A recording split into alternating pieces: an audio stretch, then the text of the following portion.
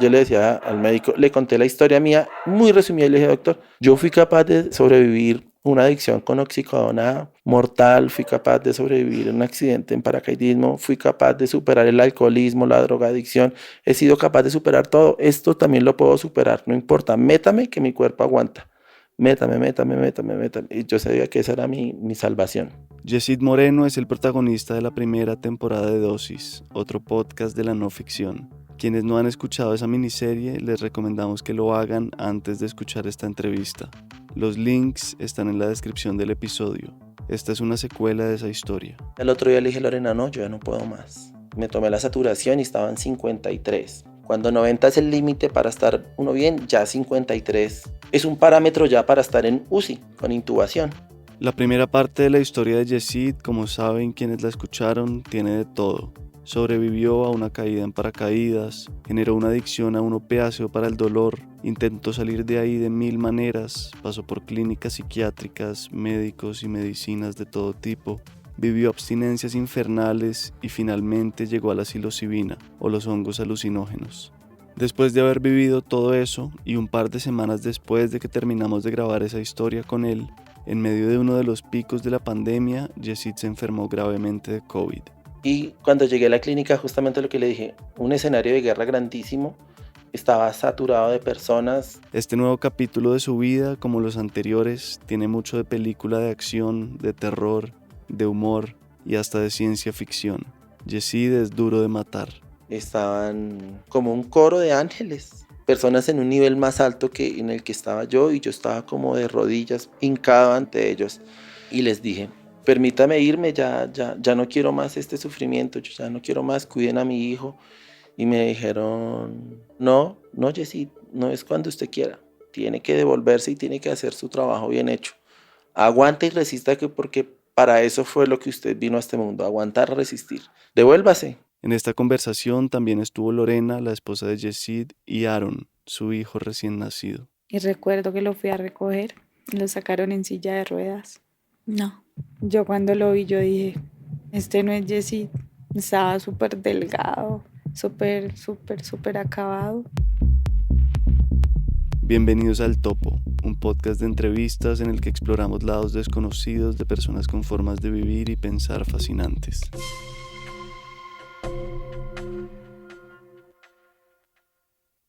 Hay una cantidad de circunstancias que me hacen creer a mí que, pues, que las cosas tienen un profundo sentido de ser. Nosotros para diciembre, digamos que nosotros estuvimos viviendo en la finca tratando de huirle al COVID. Pensamos, estando aquí, pues las cosas van a ser diferentes, pero el encierro, más aquí en Bogotá que allá, nosotros no sentíamos tanto el encierro porque pues estábamos todos los días en el campo con los animales, visitando a los vecinos. Allá no existía, digamos, la epidemia tan aguda como lo que estuvo aquí en Bogotá.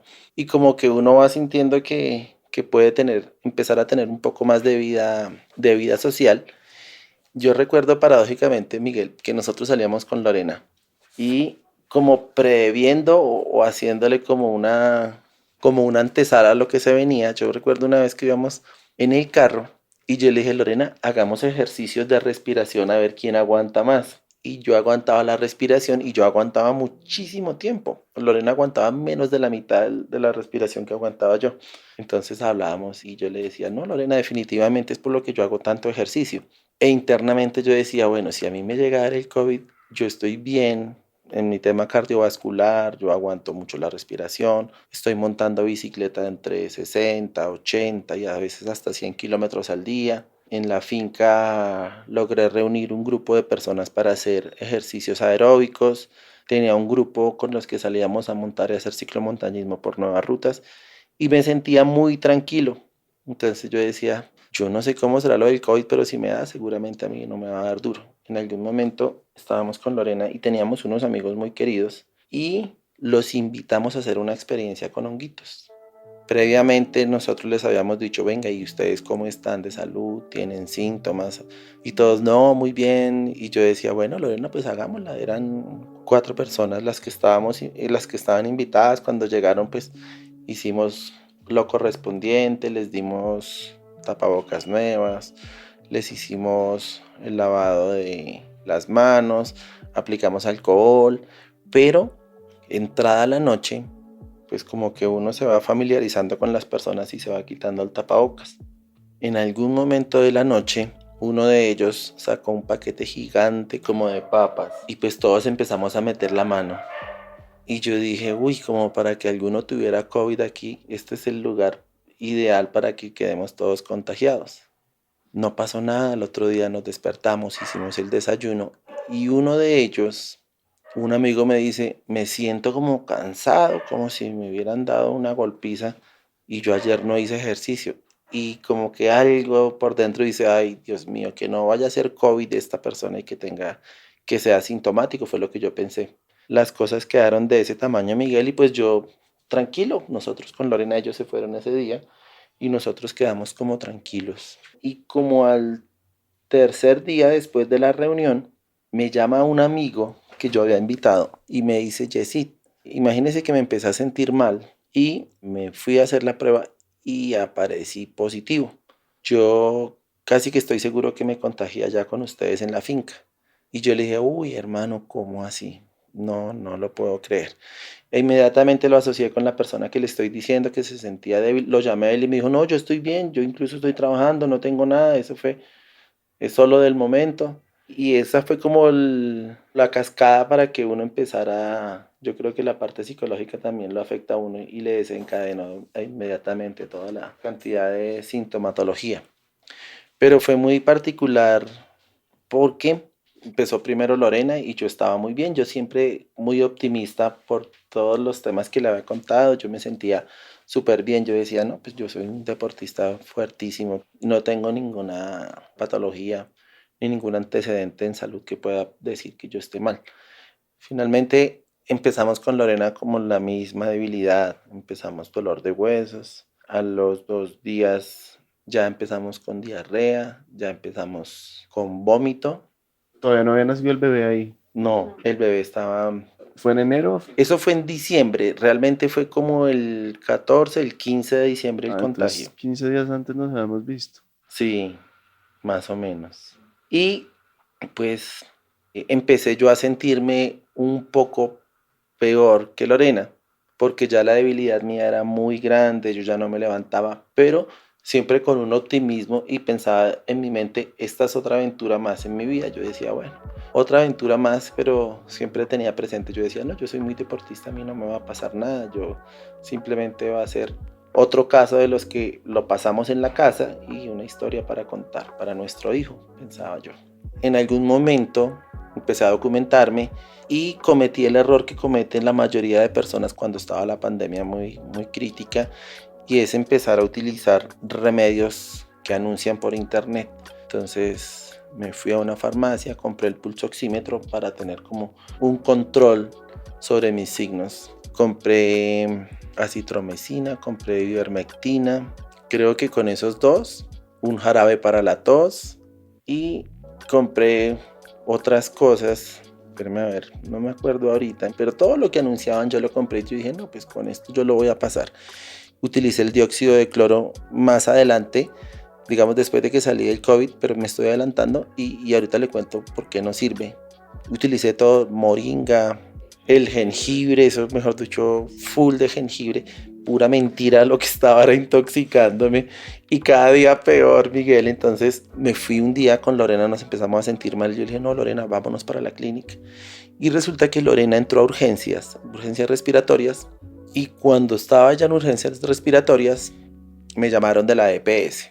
Entonces yo les dije, no, yo tengo COVID. Yo le dije, tengo el pulsoxímetro aquí a mi mano y me dijo, tómese la saturación de oxígeno y en ese momento estaba en 83. Entonces la médica por teléfono me dijo, no, Jessy, usted tiene que internarse inmediatamente, pase por urgencias. Y como estaba esperando a Lorena, pues entré de una vez detrás de ella y los médicos, eso fue en la clínica San Rafael. Ahí empieza uno a ver la crudeza de eso en la hospitalización. Habían muchas personas en la sala de espera, algunos de ellos con oxígeno ahí puesto con un cilindro y las personas con una cara de melancolía, de tristeza, de miedo, de angustia. Pasaban las personas, los médicos y todas las personas incluyéndome ahí como si nada. Y yo dije, uy, esto se pone feo, esto es horrible estar uno aquí hospitalizado. Me hicieron el triage y la persona me dijo, no, usted váyase para la casa, no sabemos si es COVID, lo vamos a programar para que le hagan una visita y con base en eso se viene o no, pues en este momento usted puede estar en su casa. Y yo tranquilo dije, ah, bueno. ¿Y qué es el triage? El triage es como los exámenes que le hacen a uno cuando ingresa para determinar como la gravedad. Entonces le miden la tensión, le miden el pulso, le miden la saturación de oxígeno y otros parámetros que con base en eso deciden los médicos si entra a hospitalización o lo mandan para la casa. Entonces, ya estando en la casa, pues Lorena estaba como un poco más dinámica que yo, ella se podía mover, ella podía salir y yo ya estaba muy débil. Y en algún momento lo que desencadenó todo, Miguel, es que estábamos en la finca, el sitio que usted conoce, entonces yo casi ya no me podía mover porque sentía mucha dificultad, ya digamos que el primer síntoma era que yo no podía pensar claramente, yo no pensaba en nada, sino todo el tiempo como que si estuviera soñando pero despierto. Y en algún momento me acosté en la cama, me puse una cobija encima y estaba como en la posición de meditación pero totalmente cubierto y sentí, como teníamos pajaritos que estaban al lado de nosotros, empecé a escuchar el canto de los pajaritos y sentí como si me estuviera yendo a otro lado. Y resulta que en mi mente me hice la idea de que yo estaba en un nido con pajaritos y los pajaritos se convirtieron como en mis padres o en mis tutores. Yo estaba en un nido muy caliente y los pajaritos me decían, aquí va a estar tranquilo con nosotros, aquí tiene calor, aquí lo vamos a cuidar, y me colocaban las alas encima. Y yo decía, uy, esto parece un sueño, pero tan raro que esos pajaritos me hablen, pensaba yo. Como Lorena estaba en embarazo, estaba en su último mes de embarazo, estaba bien gordita, de un momento a otro se disparó la alarma de la casa y Lorena me dijo, amor, ayúdame a desconectar la alarma. Y por dentro yo pensé, dije, esa alarma está desconectada, yo no sé por qué tiene que sonar. Y la alarma es muy fastidioso el sonido y dele, pero yo estaba tan contento con los pajaritos en el nido donde me tenían ellos. Y Lorena, amor, ayúdame que ya estoy cansada de ese ruido. Y por dentro, digamos que yo encerrado en la cobija, yo decía, no, yo que voy a salir de acá. Y los pajaritos me decían, no, no salga, quédese aquí con nosotros. Aquí tiene calor y aquí lo vamos a consentir, no salga. ¿Y usted era consciente de que estaba medio alucinando? Era como eso que Sí, estaba medio dormido, medio sí, despierto. y es producto de la hipoxia. Más adelante me enteré, Miguel, que, digamos, hay personas que se van agudizando el tema respiratorio y pueden respirar bien. Digamos, yo podía hablar y podía respirar, yo podía inhalar y podía exhalar tranquilamente. Y como no había mucha información, uno piensa que ese es un signo de bienestar. Si uno puede respirar, pues está bien. Yo no sabía, entonces de un momento a otro Lorena me dijo, ay amor, entonces yo me voy a subir a desconectarla. Y los pajaritos me decían, tranquilo, quédese aquí con nosotros, aquí tiene calorcito y no tiene que hacer nada. Y yo ahí metido entre mis cobijas como en la posición flor de loto con la cobija puesta. De noche. Por la tarde. Será como a las 5 de la tarde, ¿no? Ah, pues eso fue el 24 de diciembre, Miguel. El 24 Y como usted estaba sentado en la cama en posición de meditación. de meditación con una cobija totalmente cubierta. Y empezó a meditar, la idea era meditar. ¿Okay? La idea era no hacer ningún tipo de esfuerzo y hacer una respiración controlada para mejorar, porque sabía que tenía COVID. Y yo dije, no, pues yo sé que haciendo respiración controlada, digamos que siguiendo los parámetros que le indican a uno que haciendo una respiración puede uno mejorar mucho las condiciones respiratorias. Entonces dije, pues voy a hacerlo. Pero resulta que yo tenía un grado de hipoxia altísimo y yo ya estaba delirando y alucinando. Entonces en algún momento Lorena me dijo, yo la voy a pagar. Y yo por dentro sabía que estaba en embarazo, que ella no se podía subir a una silla, que no se podía porque cualquier resbalón, cualquier caída, pues podía afectarla a ella y al bebé. Y los pajaritos me decían, no, quédese acá, no salga, no salga, no salga, quédese aquí con nosotros. Y yo decía, ay, tan rico, y me dan calor, y me consienten, y sentía que los pajaritos se acercaban y me tocaban con sus alas y con el cuerpo. Yo decía, no, yo aquí estoy bien. Cuando escuché a Lorena que estaba corriendo una silla, y yo dije, ay, Dios mío, yo tengo un hijo, yo tengo un bebé con Lorena. Y le dije a los pajaritos, no, no, no, no, no, no, me toca salir de este nido, me toca salir del nido. Y ellos, no, no, no se vaya, quédese acá. Y yo, no, déjeme salir. Y me quité la cobija y salí y efectivamente Lorena estaba colocando una silla para subirse a la alarma.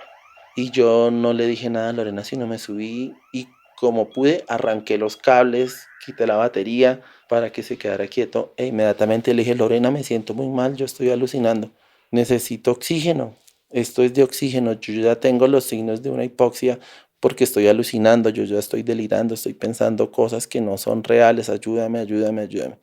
Entonces yo le dije, salgamos a conseguir oxígeno. Ya previamente yo había buscado por internet un proveedor de oxígeno pensando en el momento en que fuera a necesitarlo. Entonces había una persona muy cerca de la finca, pero en Bogotá, que tenía oxígeno, pero ella no nos lo podía llevar. Con Lorena salimos en el carro el 24 por la tarde noche, 7 de la noche, pero yo ya no estaba pensando, yo ya hablaba incoherencias. ¿Manejando Lorena? Manejaba Lorena, yo quería manejar y ella me decía que no, que yo no podía manejar. Entonces yo ya estaba hablando incoherencias, yo ya decía cosas que no correspondían. Y llamé a la persona, Mari se llama ella, una señora muy querida, mejor dicho, un ángel que encontramos, me dijo Mari. Yo les dije, como tengo COVID y seguramente estoy en una fase de contagio grandísima, déjemela en tal sitio. Y me la dejaron al frente de la clínica de un amigo, de un compañero de la universidad. Y fue muy chistoso, como yo imagino que como cuando se hacen cosas malas, le dejan a uno las cosas ahí, como en las películas, va y uno recoge el paquete y lo subí al carro. Y tan pronto lo subí al carro, me lo conecté y fue inmediato, Miguel. De una vez empecé otra vez, yo, ay Dios mío, yo estoy mal. Empecé a pensar bien y me puse el oxígeno, pero hacía falta como un humidificador porque me empezó a quemar las fosas nasales porque yo lo puse en su máximo, la máxima salida, que son 5 litros por minuto. Me duró apenas, creo que ese día sacamos 2 cilindros de oxígeno. A las 2 horas ya se me había acabado ese primer cilindro. Entonces yo dije, no, me toca el otro y me toca irme para la clínica. Yo le dije, yo así como estoy, yo me voy a morir, pensaba yo. Y coloqué el otro ya, yo no con 5 litros, sino como con 2 lítricos. Y me medía con el pulsoxímetro y ya la saturación, para que más o menos entienda Miguel, la saturación de una persona normal está por encima de 90. Es el porcentaje de oxígeno que tiene uno en la sangre. Por debajo de 90 ya empieza a haber problemas. Entonces, en ese momento, esa noche yo dije, me voy a quedar acá a ver si yo me puedo mejorar. Seguía todavía pensando en que la ivermectina, en que el dióxido de cloro, en que la moringa, en que todos esos medicamentos me iban a servir, y mentiras, eso no sirve para nada. Porque vi mucha gente morir en la clínica que también estaban en la misma situación mía, creyendo que en la casa se iban a curar. Finalmente al otro día le dije, Lorena, no, yo ya no puedo más. Me tomé la saturación y estaba en 53. Cuando 90 es el límite para estar uno bien, ya 53 es un parámetro ya para estar en UCI, con intubación. Entonces, otra vez llamamos a la señora del oxígeno, Mari. Yo, Mari, necesito más oxígeno porque necesito trasladarme a la clínica de urgencias. Y ella sí, un sol completo con nosotros, sacó más oxígeno. Y nos fuimos para la clínica, Miguel. Y cuando llegué fue el escenario de guerra que nunca había visto ni siquiera en una película. ¿Se devolvió hasta Bogotá o a la clínica? Sí, nos devolvimos para Bogotá. Creo que en ese momento también había recibido la llamada. Todo es confuso de aquí en adelante, pero pues digamos que tengo en la mente las cosas como más importantes. ¿El mismo 24 o el 25? El 25. Ya por la mañana. El 25 por la mañana.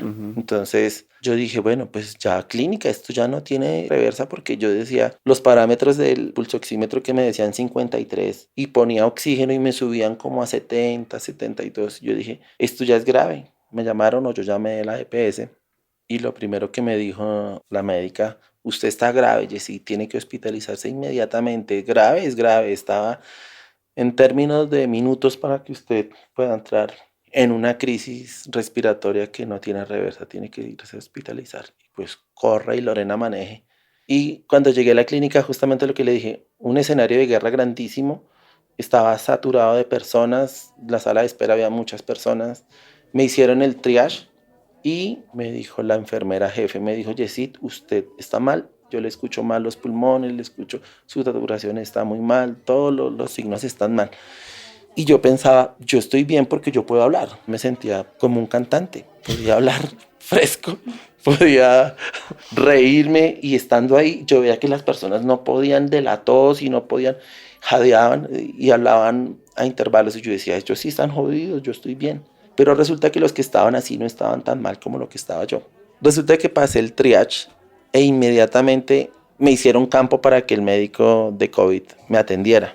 Y el médico, ahí fue cuando yo me asusté mucho, Miguel, porque entré y me dice, ¿usted con qué personas estuvo en estos últimos días?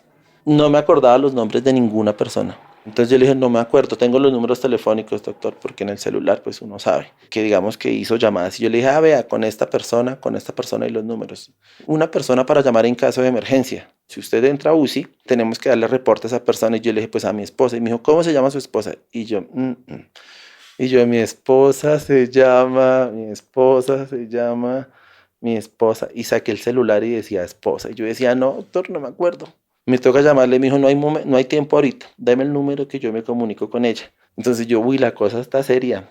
Yo dije, la cosa está como difícil, no me acuerdo el nombre de Lorena. ¿Hasta ahí cero pánico? Ya empecé a sentir un poquito de miedo porque cuando entré vi que habían muchas personas y yo dije, al haber tanta demanda, la oferta baja. Ahí se aplica la ley comercial en economía. Entonces dije, con tantas personas seguramente no le van a poder prestar atención a uno, pero no sucedió. Todo el contrario, Miguel. Yo tengo un ángel, o todos tenemos un ángel que en cualquier momento como que lo ayuda a uno en esos momentos tan difíciles. Habían personas en el piso, habían personas por todo lado sentadas encima de maletas, todas las sillas ocupadas, todas las camillas por supuesto ocupadas. Y yo decía, ¿y ahora? ¿Y a mí? ¿A dónde me van a meter? Hicieron levantar a una persona que también tenía COVID de una silla y me conectaron al flujómetro que estaba en la pared. Los flujómetros de pared tienen una escala de 1 como hasta 16 o 18 litros por minuto. Y me sentaron ahí y me pusieron la cánula en la nariz y le pusieron toda la presión. Era tan fuerte la presión que en la primera hora yo ya estaba escupiendo sangre porque la presión era tan fuerte que me quemaba todas las vías respiratorias. Habían conmigo más de 50 personas ahí en esa sala y sentí realmente pánico cuando llegó una persona, una señora, yo le pongo por ahí de unos 50 años, llegó con el hijo le decía que por favor, que un enfermero, que le ayudaran, que la mamá se estaba poniendo cada vez mal y vi cómo se transformaba los labios como rosaditos en azules. Se empezó a poner pálida, le pusieron oxígeno, le colocaron una medicación. Entonces, esta persona que le digo empezó, no sé cuál sea el término, pero es como jadear, como... Le pusieron una mascarilla, le pusieron todo el oxígeno y la señora se empezó a desvanecer. Y mi reacción fue quitarme de ahí porque sentí que estaba faltándole el respeto a ella viéndola morir. Y me volteé la cara hacia la pared. A la señora la llevaron, estaba sobre la silla de ruedas y se la llevaron corriendo. Y yo dije, uy, Dios mío, esto es horrible. Y empecé a ver el escenario que le dije, toda la gente tosiendo, todos teníamos celular y ya empiezan a sentir como por empatía la angustia de todas las personas llamando a sus seres queridos, que mire que yo me he portado mal con usted, pero que mire que yo voy a salir de acá, ay, que tranquila, como uno queriendo reponer sus últimas faltas. Y pues escuchaba la tristeza, yo veía que los médicos y las enfermeras eran muy poquitos, habían 2 médicos y habían como unos 4 enfermeros tratando de cubrir a toda esa cantidad de pacientes y yo decía, Dios mío, esto está horrible, y aquí como con 50 personas y yo decía, ¿en qué momento si yo me agravo me va a pasar lo que le pasó a esta señora? ¿Y ahí Lorena dónde estaba? Ella fue a acompañarme a la clínica, pero ella no la dejaron entrar, por supuesto, a ese lugar. Entonces, ¿tú no lo viste tan mal? ¿O sí? ¿Ya sabías que estaba...? Pues yo sabía que estaba mal, pero no tan grave. ¿Y te quedaste ahí en la clínica? Yo me quedé esperándolo porque yo dije, no, lo van a revisar y le dan salida. Mm. Y eran las 5 de la tarde y nada, no salía. Cuando me dijo, no, sí me van a hospitalizar, hasta ahí supe. Esa fue la última información. Me dijo, me van a hospitalizar. Y yo dije, no, me tengo que ir. Yo salí como a las 6 de la tarde ese día de la clínica. ¿Otra vez para la finca? Sí, para la finca. Sí, porque yo también tenía COVID y no podía estar por fuera. Y yo dije, no, me toca irme para la finca. Pero tus síntomas sí suave. Sí, mis síntomas en ese momento ya habían bajado un poco. Sí, a mí no me dieron tan fuertes. Y entonces, bueno, usted ahí que viene la primera noche. Entonces yo decía, hay mucha demanda de servicio y ellos no tienen la capacidad para cubrir a tantas personas. Yo me empecé a asustar ahí. Yo traté de hacerme como encontrar alguna familiaridad con los enfermeros que nos atendían para que tuvieran prelación conmigo y que me estuvieran chequeando. Entonces yo trataba de hablar con ellos, oiga hermano, mire, y me trataba de volverme como amigo con ellos. Estuve primero en la silla pegado al flujómetro de la pared, estuve digamos hasta las 8 de la noche y seguía llegando gente y toda la gente en el piso. Yo decía, uy, qué privilegio que me dan puesto en una sillita. Como a las 9 de la noche me pasaron a una camilla ya con equipos, los pulsoxímetros y los que le están midiendo a uno las pulsaciones. Y yo dije, uy, qué chimba, al menos ya estoy acostadito. Yo recuerdo que había una persona que le timbraba ese celular y yo le decía, oiga hermano, ya no más, apájele el volumen a eso, que mire que estamos en una sala de COVID, todo el mundo esperando a que no nos llegue la pelona y usted con esa vaina, hermano, ya no más. Y el tipo me dijo, uy sí hermano, y como que empecé a crear conciencia de que algunas personas que no estaban tan mal, entonces llamando, no, que ya me van a dar de alta y yo no joda, no diga nada de eso hermano, que aquí hay personas que estamos muy jodidas. Eso fue como a las 9 y a las 10 de la noche llegaron y me empelotaron. Y yo, marica, ¿y por qué me empelotan a mí y a los demás? No, hijo de puta. Y me empelotaron y me pusieron los equipos para medir un electrocardiograma y de una vez me hicieron el electrocardiograma, sí. Salieron resultados, salen inmediatamente y de una vez para un tomógrafo axial computarizado, o sea, una tomografía, un angiotac. Y yo, marica, hijo de puta, pero yo estoy de buenas porque mire todas las... Pues no era que estaba de buenas, estaba en la hijo de puta olla, Miguel, estaba jodido. Entonces me llevaron a hacer el angiotac y otra vez a la camilla en peloto, ya en bata. Pero tenía mi celular. Pero me sentía privilegiado porque me estaban atendiendo. Y como a las 11 de la noche, me dijeron, lo vamos a trasladar. Y yo, ay, qué bueno, me llevan para habitación. Me dijeron, sí, lo vamos a llevar a habitación. Resulta que me llevaron a un área que era UCI y cuidados intermedios, pero todos estábamos revueltos. Pero yo sentía que estaba dentro de, como en una habitación, pero nos separaban era cortinas. Y yo, bueno, pero ahí empezó el calvario. Y espera, y hasta ahí su estado mental era, ¿qué? ¿Como esa bruma mental, confusión? No, porque ya tenía oxígeno. Ah, ok. Y tenía oxígeno al 1000%, es decir, todos los flujómetros es decir, toda la capacidad de los flujómetros que tenía la clínica estaban a full, con toda la capacidad. Entonces se sentía bien. Ya podía pensar bien. Y como podía respirar, es decir, podía hacer la inhalación completa y exhalación, yo sentía que estaba bien. Después, el médico de urgencias me dijo, Jessy, usted tiene una afectación. Después de que me hicieron el angiotac, me hicieron las placas y me hicieron el electrocardiograma. Me dijeron, usted tiene una afectación severa en los dos pulmones, tiene líquido en los dos pulmones, tiene todas las partes de los pulmones infectadas. Normalmente aquí ya los pacientes llegan solamente con una parte infectada, con un pulmón o con un lóbulo o con una ubicación, y empiezan un tratamiento agresivo para reducir la inflamación y para controlar las posibles infecciones que pueda tener con bacterias o con hongos, que es lo que más se presenta. Y yo decía, marica, pero si yo estoy respirando bien, es decir, yo podía inhalar y yo nunca tuve tos realmente. Entonces con oxígeno yo ya empecé a sentir como que yo ya estaba por buen camino. Me meten en un cuarto, en un lugar más bien que estábamos separados por cortinas, me colocan nuevamente el oxígeno, estaba yo ahí, pero ya me sentía súper débil, Miguel. Y el paciente que estaba al lado decía, Vera. Y yo pensaba, yo decía, puta, me pusieron al lado de un loco. Y me Vera.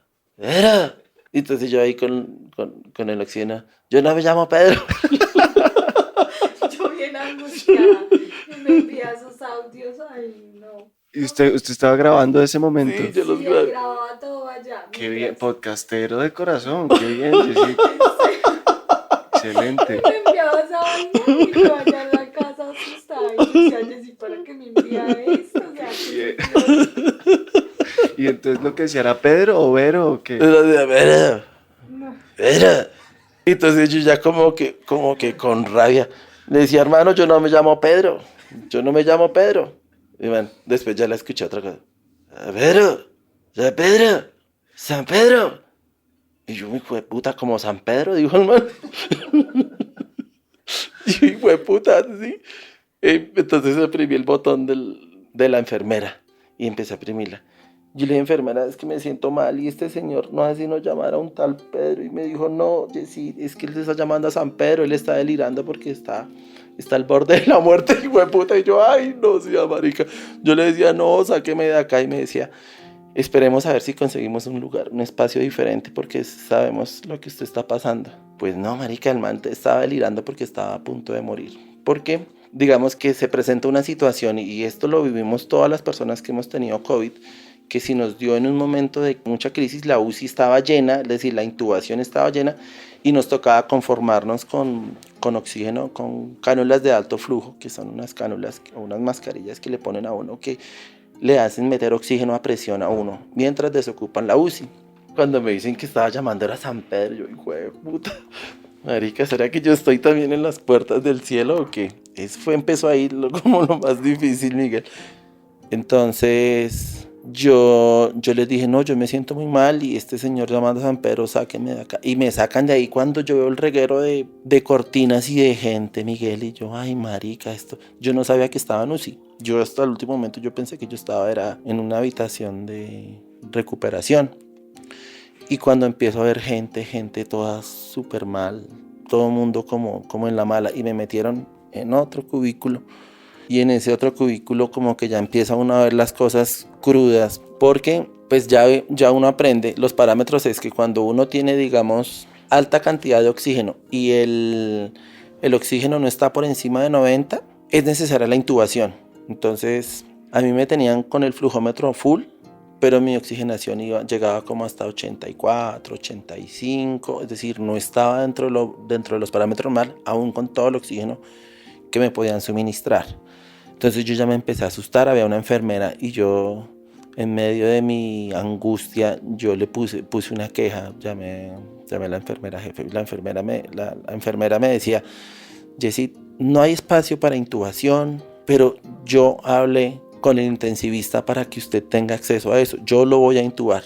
Y yo sentía como si ella me estuviera metiendo terror. Entonces me decía, tranquilo, Jessy, que yo tengo buena mano, yo ya lo sé hacer, yo le tengo un espacio, estamos al lado de tal.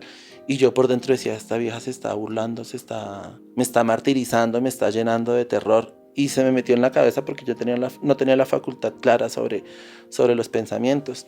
Entonces ella entraba, todo el tiempo estaba al lado mío y me decía, tranquilo, Jessy, fresco que usted se va a recuperar. Yo decía, ay, esta hijo de puta me está matando, me va a matar. Y yo dije, no, llámeme a la enfermera jefe. Y llegó la enfermera jefe. Yo le dije, no, yo no quiero que esta niña venga porque yo vivo muy aterrorizado con esa intubación. Si me van a hacer la intubación, sáquenme y me llevan y no me lo digan. Entonces, esa muchacha no volvió, Miguel. Y ahora me doy cuenta que ella lo que estaba haciendo era como paliando, como tranquilizándome, como dándome moral, porque yo estaba realmente grave. Entonces empezaron a pasar los días y yo cada día era como que estaba en el punto más crítico o más difícil sin que llegara a morir, mejor dicho. Entonces hay dos mediciones. Hay una medición que son los gases arteriales que le sacan a uno sangre de una arteria y normalmente uno está por encima de 300 o en 300. Y cuando baja de 300 ya empieza a ser grave. Y yo llegué a estar en 93, esos gases arteriales, que es gravísimo, ya es intubación también.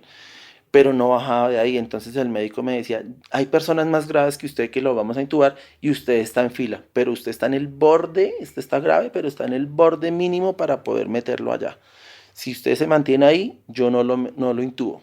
Y si llega a bajar como sea, nos toca hacer otras maniobras, me decía el médico. Entonces yo, ay, fue puta, ¿y ahora yo qué hago? Entonces empieza uno a sentirse como que esa angustia. Ya finalmente uno se vuelve como que conocido. Eran 24 horas y yo no dormía, Miguel. Digamos que ya no existe el día y la noche, sino son 24 horas con las que uno mide todos los eventos y los hechos. Entonces cada persona empieza uno a sentir que ya conoce a los enfermeros, a las enfermeras jefes, al médico, al internista, al intensivista, al médico COVID y otros médicos de apoyo que están ahí. Entonces ya todos los conoce uno y ya como que uno entiende de qué se trata todo ese escenario de guerra que se vive allá. Entonces, a mí al segundo día ya me pusieron en una posición que se llama pronado. Pronado es boca abajo. Entonces ponen unas almohadas en el pecho. Ya en ese tiempo tenía las cánulas de alto flujo, que son unas mascarillas que le ponen a uno con unos cauchos que está rodeado por toda la cabeza, y boca abajo. Entonces yo me intentaba voltear a mirar hacia un lado y la saturación, los equipos empezaban a sonar y que la saturación se me bajaba. Entonces las enfermeras me decían, su vida depende de que usted no se mueva. Usted tiene que estar pronado todo el tiempo, día y noche. Es en una cama, en una camilla, pero boca abajo. En una cama boca abajo. Con la cabeza contra la almohada, pues. Uno tiene almohadas en el pecho, entonces le queda la cabeza como en el aire. Entonces, y la necesita que quede en el aire porque las mascarillas que le colocan a uno, pues ocupan un volumen y uno no puede estar con la cabeza horizontal porque si uno se estrella le da mascarilla. Entonces la cabeza queda volando.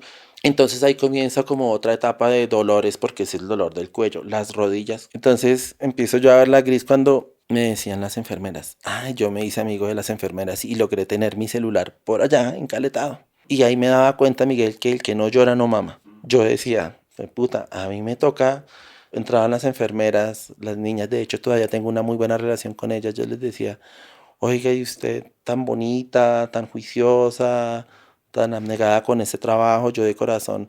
Y trataba de volver como muy humano la situación para que me tuvieran en cuenta y que me dejaran a mí, o que me tuvieran el ojo puesto, digamos, porque uno realmente uno no se puede ni mover ni nada. Entonces empecé a sentir yo el rigor de eso. Cuando el médico me dijo, Yesid, usted no se puede ni levantar en el baño, le vamos a poner pañal. Y yo decía, marica, pañal, hueputa. Yo decía, no, qué vergüenza, que hueputa, que vengan a limpiarme, que venga. Y yo sacaba el celular, yo le decía, Lorena, quiero hacer chichi, pero no me traen el pato. Y yo decía, Lorena, me estaba haciendo chichi. Y le contaba yo por teléfono. Y empezaba, yo timbraba el botoncito y llegaban las enfermeras. Esa gente son unos putas, Miguel. No me pongan pañal.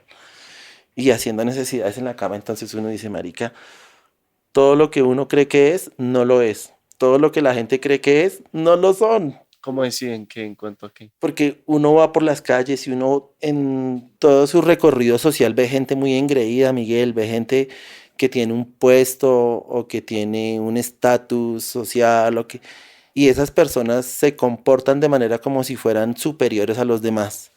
Y yo me acordaba de todas esas personas y de muchas cosas y yo decía, marica, si una sola de esas personas estuviera aquí viendo lo que yo estoy sintiendo, seguro que no volvería a ser arrogante, ni petulante, ni engreído. Es simplemente un número más. Y yo decía, marica, y ahora cuando sienta ganas de ir al baño y que no me traigan el pato, ¿yo qué voy a hacer? Y yo no quiero pañal. Entonces eso era una dicotomía de pensamiento. Yo decía, marica, yo no sé si sea capaz de aguantar esto. Yo prefiero morirme.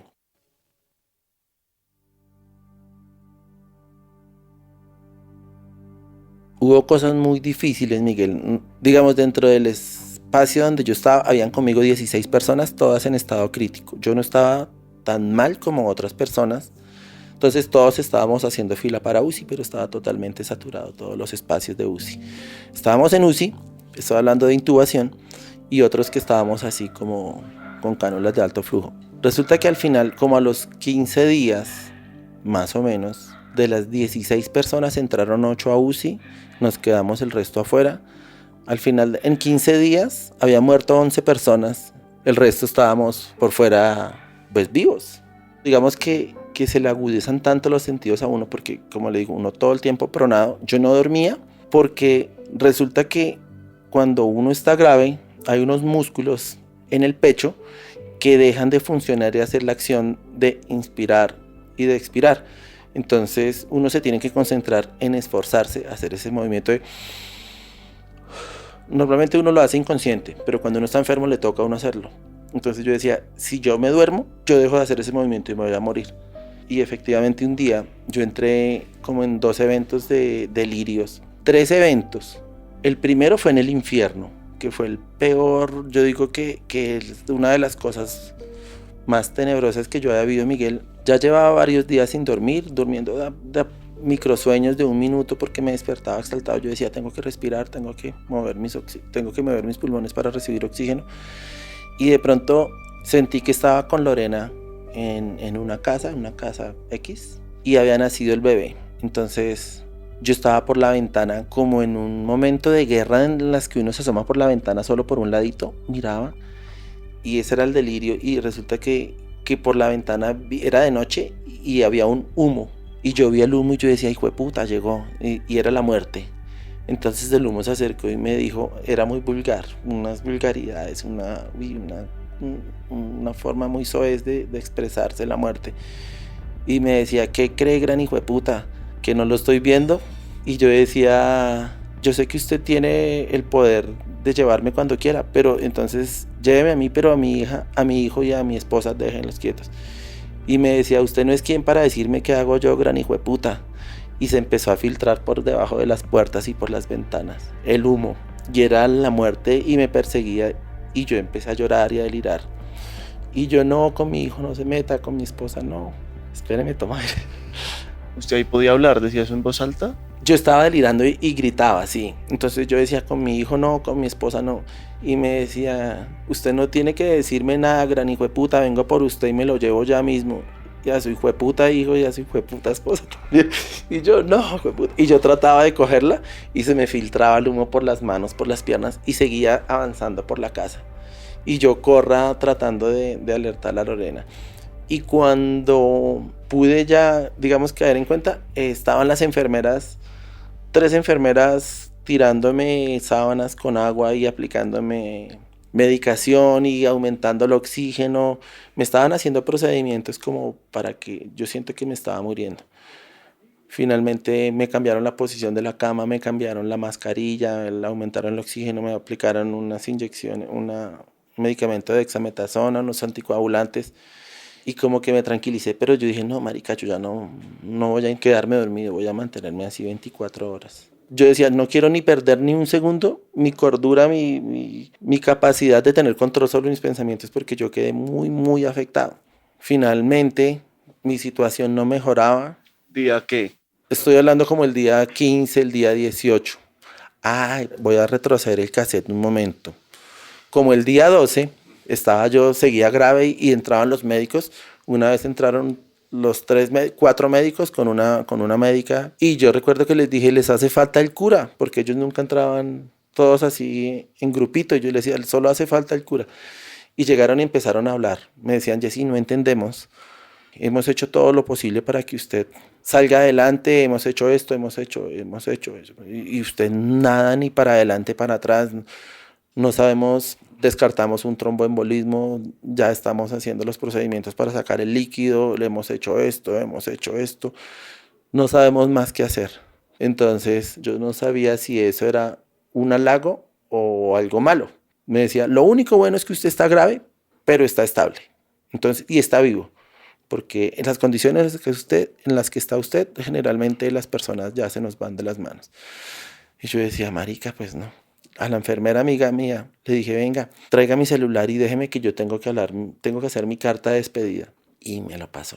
Y yo hice mi carta de despedida. Entonces, a mi familia hay algo muy importante que esto me parece valiosísimo para un podcast. Ya como usted conoce mi historia, Miguel, uno cree, o en la sociedad dicen, que para uno morir feliz tiene que perdonar.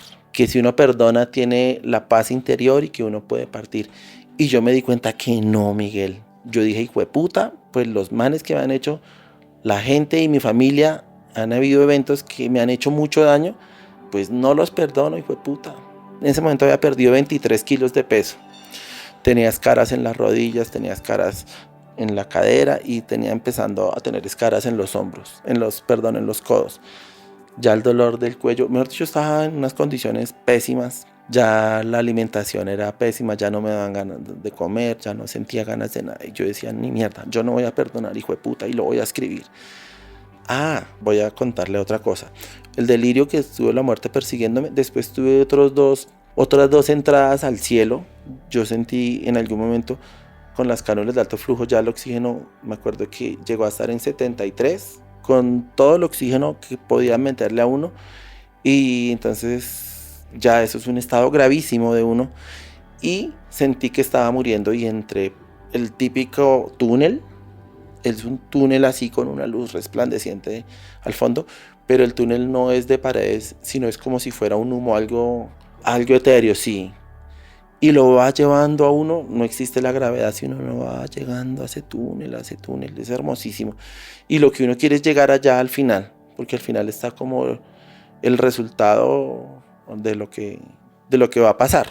¿Eso fue justo después de la idea de la muerte y el humo? Sí. En ese mismo trip. Eso fue en otro más adelante, porque uno tiene momentos en los que el cuerpo ya no puede más. De hecho, yo ya decía, prefiero morir que estar acá. Yo ya decía a los médicos, si hay que hacer algo, pues que lo hagan, pero para que me dejen en paz esto, porque yo ya no aguanto más. Es cuando dicen que una persona lucha contra esto y que en el caso mío no, yo soy fuerte, pero yo no soy tan fuerte para haber aguantado ni para haber luchado. Yo no luché. Yo me salí y me salvé de pura chimba, porque yo no tenía la fuerza ya para poder luchar contra eso.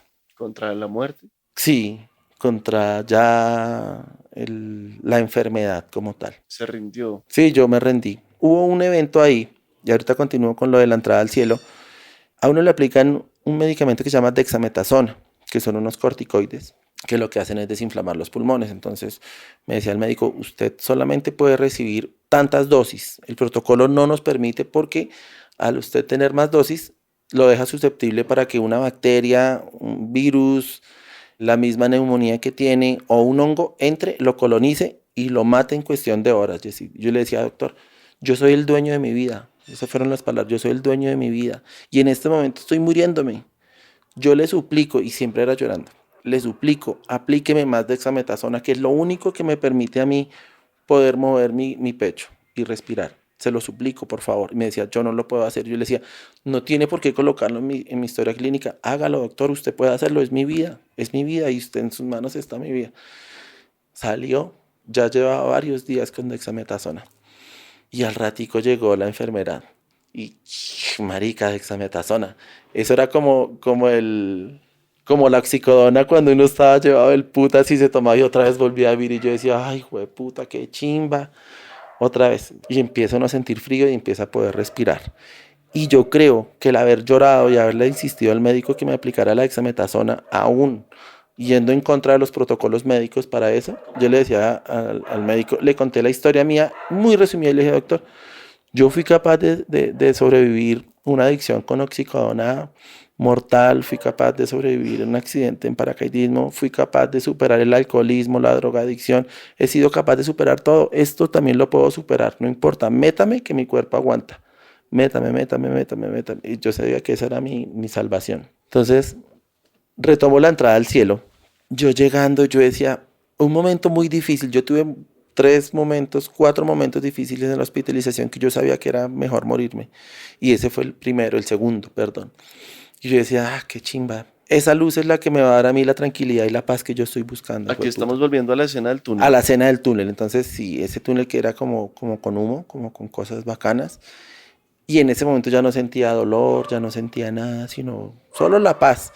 Y como yo sabía que al llegar a ese punto, yo ya iba a ser libre. Yo decía, no, marica. Y como uno volando, uno por el aire va, es como el alma, yo creo.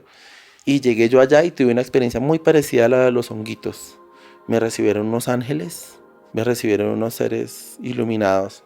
Y yo les dije, otra vez estoy ante ustedes y quiero que me liberen de este dolor, yo ya no puedo más. Entonces, entre ellos como que hacían una revisión de mi vida.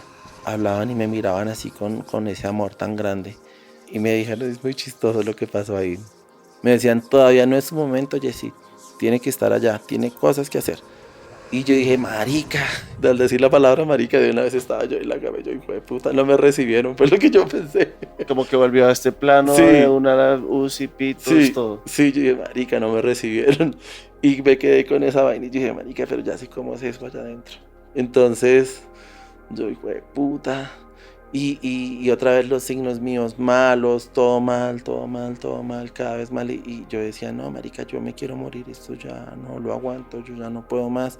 Entonces, digamos que habían cosas que yo no podía compartir con Lorena porque yo sabía que eso la iba a poner mal. Entonces yo decía, esto me lo como yo. A un hermano le escribí la carta que yo le estoy diciendo y le dije, vea, yo no les perdono a ustedes o a estas personas de mi familia esto, y fue puta. Y yo me muero y ustedes se quedan con el dolor, hijo de puta, y tendrán que pagarlo, si no es en esta, en la otra vida.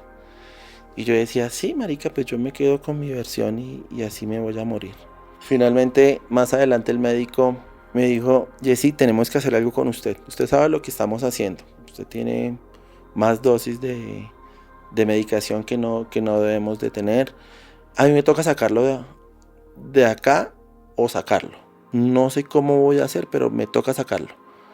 Así se vaya usted para su casa y va a mantener las mismas condiciones de acá. Medicación, oxígeno 24 horas, pronado 24 horas. Y nos toca porque si no usted se me va a morir acá por una reinfección, ya que usted está con muchos corticoides. Y estamos en una sala donde las infecciones están a la vuelta de cada cortina. Entonces yo, bueno, doctor, pues lo que me toque hacer. Como estábamos en una época tan difícil de tanta demanda de oxígeno, él mismo me dijo, Jessy, yo mismo me voy a comprometer con hacer eso, me voy ya mismo para mi oficina y voy. Y el tipo muy bacano, él era el intensivista y empezó a llamar, a llamar, a llamar, a llamar. Pero en eso se fueron como unos 3 o 4 días, pero en esos 3 o 4 días, otra vez al cielo. Entonces esa última entrada al cielo, lo mismo, pues puta, no me aplicaron más dexametasona. Ya el médico dijo, no más porque ya le estoy haciendo las órdenes de salida y usted tiene que salir y tiene que seguir el tratamiento en su casa. Entonces, sin dexametasona ya la dificultad respiratoria era muy, muy grande, Miguel. Yo ya le dolía a uno tratar de hacer fuerza para respirar porque como si tuviera una piedra ahí encima sobre la espalda porque estaba boca abajo. Entonces, no podía como que hacer la fuerza para inflar los pulmones. Entonces, otra vez fue puta el túnel y yo, marica, esta vez sí fue. Y otra vez llegué allá. Estaban como un coro de ángeles, personas en un nivel más alto que en el que estaba yo y yo estaba como de rodillas, hincado ante ellos y les dije, permítame irme, ya no quiero más este sufrimiento, yo ya no quiero más, cuiden a mi hijo. Y me dijeron, no, no, Jessy, no es cuando usted quiera, tiene que devolverse y tiene que hacer su trabajo bien hecho. Aguanta y resista que porque para eso fue lo que usted vino a este mundo, aguantar, resistir. Devuélvase. Y yo decía, déjenme estar acá. Y me decían, no, su trabajo no está terminado, devuélvase. Y otra vez, y yo, hijo de puta, otra vez. ¿Cómo era esa visión más o menos? Intenté. Estamos al final del túnel. Entra uno al túnel y llega a un sitio y se lo voy a, más o menos lo que se me ocurre, usted ha visto las cascadas del Niágara, que se ven unas cortinas como de agua así grandísimas. Es algo así, esas cortinas, ellos estaban en un lugar así celestial altísimo, personas de blanco, o seres más bien de blanco, porque no puedo decir que sean personas, seres totalmente vestidos de blanco, que tenían el mismo lenguaje de nosotros, pero la comunicación era de amor y conocimiento infinito, Miguel. ¿Y como telepática? Sí, no era verbal, era, era todo telepatía y el lenguaje del amor y del conocimiento vasto de la humanidad. Y eran varias personas, eran varias entidades o varios ángeles, y entre ellos, pero me da un placer, Miguel, porque cuando uno llega allá, se le desnuda la hoja de vida de uno, se le desnuda y saben quién ha hecho uno y uno qué ha hecho. En medio de las cagadas que uno hace, pero es que uno puede hacer cagadas, pero que sean cagadas humanas, nobles, buenas, las que hacemos la mayoría de personas, pero hay unas cagadas que no tienen reversa. Y yo ante ellos, pues como que desnudé todo lo que yo había sido y me dijeron, usted tiene más cosas que hacer y tiene que hacerlas y tiene que estar allá porque tiene que ser ejemplo y tiene mucho que mostrar y tiene que hacer. No es el momento de estar acá. Y yo les decía, yo les insistía, no, déjeme estar acá, yo quiero estar acá. Yo no quiero más sufrimiento, ya no aguanto más el dolor, ya no aguanto más esto, no. Entonces me dijeron, este no es su sitio, este no es su lugar. Y otra vez a la cama.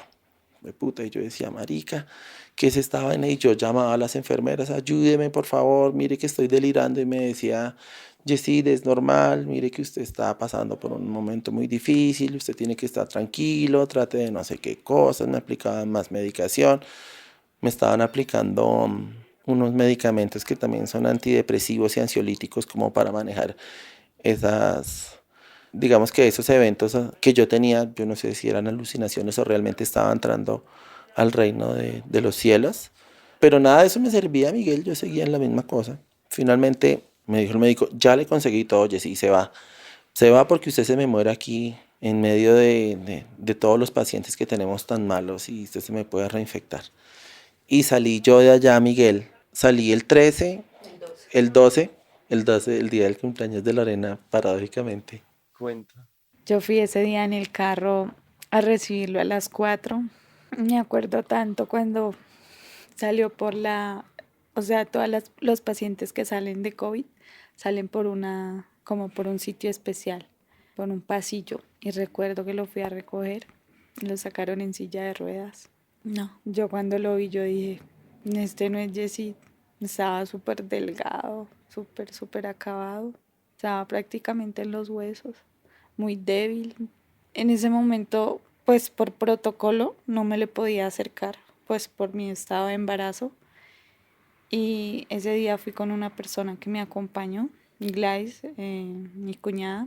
Ella fue la que lo recibió las maletas, lo ayudó a subir al carro y yo con esas ganas de abrazarlo y querer como sentirlo otra vez en mis brazos, pero no podía porque tenía que esperar a que llegara a la casa pues para cambiarlo, ponerle ropa limpia, desinfectar todo lo que venía de la clínica. Y fue muy fuerte. Ese impacto de verlo a él así, de siempre haberlo visto tan fuerte, tan vital y verlo en ese momento tan débil, fue muy fuerte. ¿Tú no lo viste nada en esos 15 días? No, Hablaban, pero no se veían. hablábamos por teléfono y en fotos, pero es muy diferente a verlo a ya ver la realidad de cómo él estaba. Y fue fuertísimo. ¿Y ahí se fueron para la finca? Sí, con todos los equipos y pues empezamos todos los cuidados que él venía llevando en la clínica y pues la alimentación fue importante, el estar con él, que sintiera como el amor pues el amor de los dos, pues de mi bebé y para mí también fue pues ya mucha tranquilidad de tenerlo cerca a mí porque para mí también fueron duros esos 20 días sola en la finca. Y ya teniéndolo ahí en la casa, pues era un poco difícil por los cuidados y pues más por mi estado de embarazo, porque yo ya estaba ya muy cerca a tener mi bebé, pero finalmente lo logramos. Wow, me alegra y los felicito. Ahí termina la primera parte, Miguel, porque la segunda parte es más horrorosa, pero se la va a simplificar en pocas palabras. Yo estuve pronado en la finca, salí enero y febrero, como a mediados de febrero. Hicimos el baby shower del bebé y yo estaba muy mal. Yo con el pulsoxímetro era todo el tiempo con él. ¿Siguió igual en la finca? Sí, yo creo que lo mismo, peor cada vez. El oxígeno apenas medio me mantenía como estable. Todo 24 horas pronado y con oxígeno. Entonces, el día del baby shower, con el pulsoxímetro yo empecé a medir, habían invitados y me tocó pararme, entonces yo con un cilindro de oxígeno portátil, pero el cilindro ya no me daba la capacidad, yo lo tenía en 5, que era lo máximo que daba, o en 6. Entonces yo traté de hacer como de anfitrión lo que más pude, hicimos un asado, el baby shower, las personas cuando yo les dije, no, yo me siento muy mal, yo estoy muy mal, y como cosas del cielo, usted sabe que yo no soy muy religioso, pero cosas del cielo, me llamó la médica de la EPS y me dijo, Yesid, ¿cómo va la recuperación? Yo le dije, doctora, me siento muy mal, necesito saber qué puedo hacer. Entonces me dijo, tómese, se va a acostar, no va a moverse, colóquese el concentrador de oxígeno al máximo nivel, haga esto, esperemos 5 minutos y como 10 minutos vamos a medir. Entonces yo le dije, ¿cuánto está de saturación? Me dijo la doctora. Yo le dije, estoy en 63. Y me dijo, ¿cómo así? No, eso no puede ser. Apague el equipo y lo vuelve a prender. ¿Cuánto tiene la saturación? 65, doctora. Me dijo, no, oye, sí, eso está muy mal. ¿Cuántas están las pulsaciones? 160, 170, 160. Y me dijo, oye, sí, usted tiene un evento tromboembólico en este momento. Necesito que inmediatamente se vaya para la clínica. Usted necesita hospitalización y UCI ya mismo. Y yo, marica, fue puta, otra vez. Y yo, Lorena, corramos para la clínica. Fue puta, y yo, marica. Esa vez me fui manejando yo con el oxígeno puesto. Yo le dije, no, Lorena, yo tengo más experiencia y yo necesito llegar rápido. ¿Cómo son las cosas, Miguel? Íbamos por la autopista y en un trancón, el hijo de puta. Y yo me medía, las pulsaciones ya iban en 175, saturación en 65, o sea, los signos mal. ¿Y qué sentía usted? ¿Como la otra vez la falta de claridad o qué? No podía respirar, sino era una respiración muy corta, así como... Así no podía, y trataba de respirar más profundo y no podía. Eso era como una reacción incontrolable que tenía que hacer y sentía un pánico grandísimo. Por supuesto sentía dolor en el cuerpo, debilidad, las piernas dormidas. Y llego yo, hijo de puta, a un sitio en la autopista donde tenía la opción de voltear por otro lado y le digo al policía, hágame un favor, voy para hospitalización, tengo un tromboembolismo pulmonar, necesito que me ayude a que me dé paz. Y me dijo, no, siga derecho.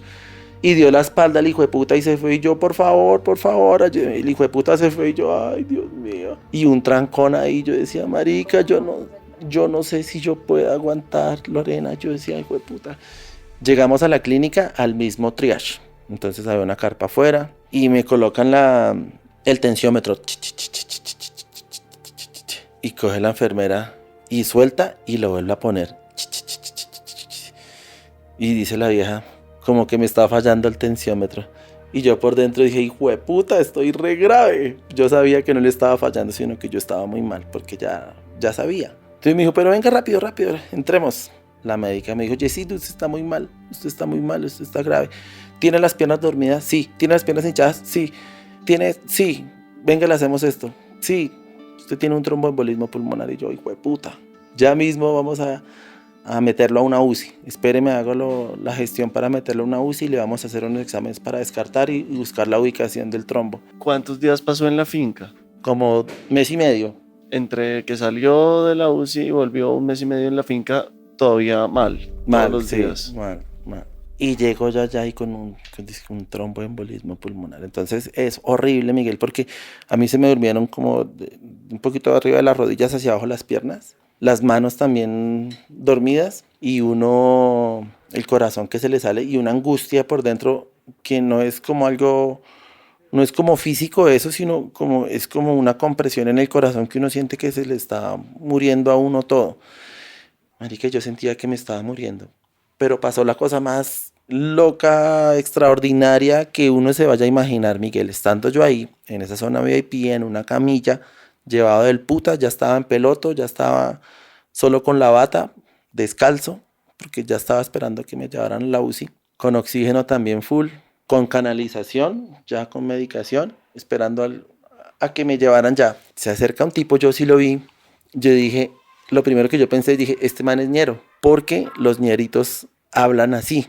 Entonces me dijo, uy, venga, viejito, hágame un favor, présteme su celular, que fue que a mi hijo se accidentó.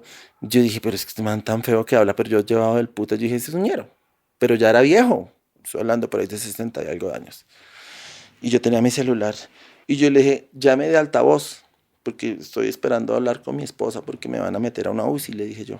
Entonces saqué el celular, lo puse en la mano y dije, déjeme el número. Entonces él me dijo, 3, tan, y le puse altavoz. Y de pronto él me lo sacó de las manos el celular. Y yo dije, marica, yo dije, ¿será que no quiere que escuche lo que yo hable o me va a robar el celular? Y yo lo vi de arriba abajo y dije, pero este hijo de puta está mal vestido. Pues ropa limpia, pero pues de ñero, de ladrón. Y vi que ese hijo de puta se fue caminando con mi celular, se fue caminando y yo volteo a mirar. Y yo decía, hijo de puta, yo no soy importante, no hay nadie que me ayude, yo estoy solo acá. Entonces el tipo se va llevando el celular, marica, y yo lo escaneaba de arriba abajo y yo decía, sí, este hijo de puta es un ladrón. ¿Y usted por qué no gritó? No podía hablar. Y si caminaba, usted ha visto a caminar una persona de 90 o 100 años, así podía caminar yo. Un paso y avanzaba por ahí 5 centímetros, otro paso y 5 centímetros. No podía porque la respiración no me lo permitía y las piernas dormidas. Y no podía nada, no aplaudir, no sé. Nada, no podía hacer nada, Miguel. Entonces yo traté de levantar los brazos como para hacer señal a alguien que me ayudara. Nadie. Y yo, hijo de puta, yo le dije, y yo me voy a morir y no me voy a despedir de Lorena, pensé yo. Tengo que hacer algo. Y me arranqué la cánula que tenía, la canalización. Me la arranqué y me saqué esa vaina. Me quité la mascarilla y en peloto y todo salté de la cama. Dije, hijo de puta, voy a coger a ese ladrón. Intenté caminar y solo podía dar esos pasitos así, poquitico. Y yo veía que el hijo de puta se iba por ese pasillo y dio la vuelta a la izquierda que queda la salida, pero para la salida estaban en urgencias. Hay una salida que le abren la puerta a las personas de seguridad, le abren la puerta, sale como a la sala de espera y de ahí salía a la calle. Y yo, hijo de puta, ese man me lleva harto y yo no puedo caminar, no puedo gritar. Yo le decía, ojalá no le abran la puerta tan rápido, pensé yo. Y resulta que me fui yo caminando ahí dando como salticos descalzo. Y cuando llego yo a la puerta, me dice la enfermera que usted qué es acá. Yo le dije que me abriera la puerta, le hice las señas porque lo ven a uno por una cámara. Me abrió la puerta y cuando yo veo ya en la recepción, el hijo de puta ya estaba saliendo por el parqueadero. pero mi corazón sí antes estaba a 170 pulsaciones, yo creo que quedó en 200 y pico de pulsaciones. Y cuando llegué yo a la puerta, fue muy extraño, Miguel, porque yo le dije a los vigilantes, ese man que vaya me acaba de robar, ayúdeme, auxilio, auxilio, auxilio. Y después yo recapacité, marica, pude hablar. Dije, pues puta, pude hablar. Entonces en ese momento llegaron más vigilantes, llegaron un médico, llegaron enfermeras jefes, las personas de recepción. ¿Cómo así que lo robaron? ¿Usted dónde está? ¿Acaso usted no estaba? Y yo, sí, me robaron el celular, ayúdeme, auxilio, que no sé qué, cojan lo que mire lo que acabó de salir. Entonces las enfermeras decían, no, no podemos hacer nada, toca llamar a la policía con la descripción para que lo busquen, Y yo decía, no, ¿cómo hijo de putas van a dejar salir un ladrón? Mire que yo se supone que estaba en una zona de mucho cuidado, que ya me van a meter a UCI. Y yo por dentro decía, marica, ya estoy hablando, hijo de puta, ya estoy hablando. Entonces yo dije, pero esto en temas médicos uno no sabe que más no es bueno, sino puede ser menos. Entonces le dije al camillero que estaba, yo le dije, hermano, lléveme nuevamente la camilla porque en cualquier momento me tienen que llevar para la UCI.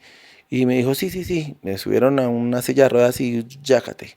Y me volvieron a conectar allá. Entonces otra vez la mascarilla con oxígeno, otra vez.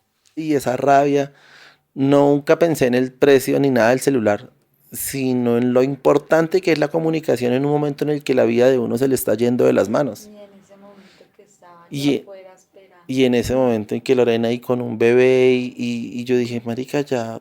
Y si me meten a la UCI, es probable que yo sé que un tromboembolismo incluso tiene implicaciones mucho más graves que un COVID, porque eso es fulminante. Deja de entrar oxígeno y ya el cuerpo no aguanta más y se muere uno. Y estando yo ahí, entonces, otra vez a la camilla, Miguel, y yo como siempre con mi pulso oxímetro, marica, eso parece un piercing ya mío. Hasta ese momento era mi piercing y hasta hace 3 meses era una parte, un accesorio más. Y yo ahí estaba en 175, 178 fue la última medición de pulsaciones por minuto. Cuando el corazón tiene que estar más o menos en 60 pulsaciones por minuto, 178, imagínense. Estaba yo con ese corazón a 1000. Y saturación estaba, pues digamos que fluctuaba con oxígeno, estaba como en 80. Y de pronto me acosté en la camilla y yo, puta, ¿y ahora qué me irá a pasar en esa UCI? ¿Qué procedimientos me irán a hacer? Yo decía, no, marica, esto es muy barraco. Y me coloco el pulsoxímetro, Miguel, 158. Y yo, uy, qué chimba. Saturación en 85. Y yo, bueno, yo no le creo a estas falsas ilusiones. Yo decía, bueno, y fue puta, esperar a que me recojan en cualquier momento. Pasó una hora. Mido pulsaciones, 135 pulsaciones, saturación en 88. Y yo todavía decía, no, fue puta, yo que me voy a ilusionar, hijo de puta. Si los médicos dicen que estoy mal por todo lo que me hicieron, pues estoy mal. Todavía nada, Miguel. Entonces me vinieron a tomar los signos ya con los equipos esos que son móviles. Y me dijeron, sí, va mejorando. Pero yo por dentro decía, no, fue puta. Llevo así desde diciembre que subo y baja en cualquier momento. O me muero o me meten a la UCI. Todo lo que pasó fue como a las 10, 11 de la mañana, Miguel. Y entonces como a las 3 de la tarde todavía nada de UCI, nada de nada. Me tenían era en observación. Tomaron los signos y se fueron con los equipos y no me dijeron nada. Como a las 5 de la tarde me mido con el pulsoxímetro, Miguel, y estaba saturación con oxígeno en 91, que es una chimba, buenísimo. Pulsaciones 83, que eso no los había tenido yo creo que nunca. Pues desde que estuve enfermo, ¿no? Y saturación de oxígeno en 91, yo decía, hijo de puta, ¿será verdad esto? ¿Será verdad? Y pasó algo muy excepcional, algo muy bacano que nunca olvidaré, y es como el ambiente, las energías que se mueven en una sala de urgencias, pues por obvias razones, es un lugar donde la tristeza, el dolor, la angustia, el miedo están presentes y son inherentes tanto a los pacientes como al personal médico. Y de pronto entró la médica de urgencias, la que estaba haciendo todo el trámite para que yo entrara a UCI, como si fuera la puerta de un bar. Son puertas dobles de vaivén, y entró ella empujando las puertas, y yo lo asocio como en una película cuando entran en un bar, y entró muerta de la risa. Y me dijo, tenemos en la clínica al duro de matar criollo. Y yo la miré y yo decía, marica, ese soy yo. Y me dijo, Jessy, su misión es ir a buscar al ladrón y regalarle lo que más pueda. Porque ese ladrón le salvó la vida. Y yo, ¿cómo así, doctora? Y me dijo, médicamente no tenemos muchas explicaciones, pero yo puedo decirle que esa descarga de adrenalina y ese impulso tan grande de ir a perseguir al ladrón le quitó el trombo que usted tenía. Toda la gente en las urgencias estaba escuchando. Unos aplaudieron, otros eran muertos de la risa, otros se abrazaban. Y yo decía, hijo de puta, ¿cómo así, marica? Soy yo el que me estoy salvando, qué chimba, hijo de puta, vale mierda ese celular. Y toda la gente, yo no sabía si se burlaban o compartían conmigo la felicidad, pero por un momento o por mucho tiempo, por más de 2 horas, la sala de urgencias se convirtió en una sala de recreación. Y creo que la historia mía termina ahí, Miguel, con un final muy feliz y muy extraordinario. Fue una cosa que jamás pensé que pudiera pasarme. Pues, mentiras, a mí me pasan las cosas más extraordinarias del mundo. Y como en las películas, salí a abrazar a mi hijo, a abrazar a mi esposa. A los 8 días ya nació el niño y historia feliz. ¿Y usted ahí ya se recuperó? Seguí, digamos que mal con oxígeno. Yo creo que duré como unos 3 meses más. Yo finalmente duré como hasta mayo o junio con oxígeno, pero ya me podía mover, ya podía salir, sí. Y actualmente ya estoy haciendo ejercicio, ya estoy yendo al gimnasio, ya monto bicicleta, ya estoy con mi esposa pues haciendo pues todas las actividades de cuidado con nuestro bebé, que es una adoración, Aaron Moreno, y estamos felices, trabajando mucho, encantados de la vida y también agradecidos con la oportunidad de poder contar esta historia que son de no creer, pero totalmente felices con la vida y encantados con el amor. ¿Cuáles son las lecciones que le quedaron después de todo esto? Porque, ¿cuál es la misión que sigue teniendo acá en la vida? No la conozco todavía, Miguel. Solo sabe que tiene que estar. Solo sé que tengo que hacer cosas y esto es cada vez es un llamado a hacer las cosas bien. Qué maravilla, Yesid. El duro de matar, criollo.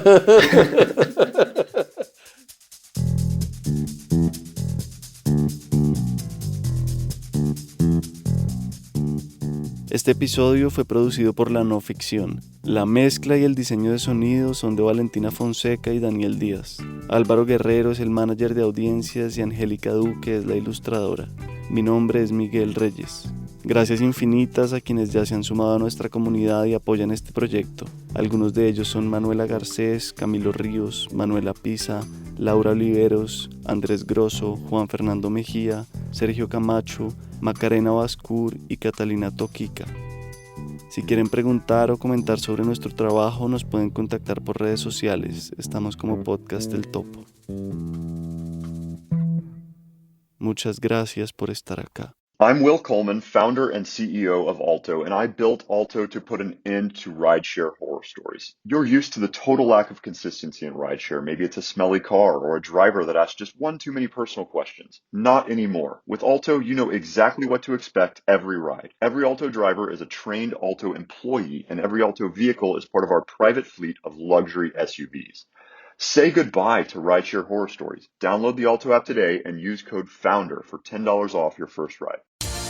All Spice por la noche. Estás escuchando All Spice por la noche. Tenemos un radio escucha en la línea. Esta es para mi esposa Gabriela. Me gustaría escuchar. ¿Te crees muy lista usando mi All Spice Moisturized Body Wash a mis espaldas como si no me fuera a dar cuenta del inigualable aroma a Shea Butter? Uy, una de mis favoritas. Gracias por escuchar All Spice por la noche.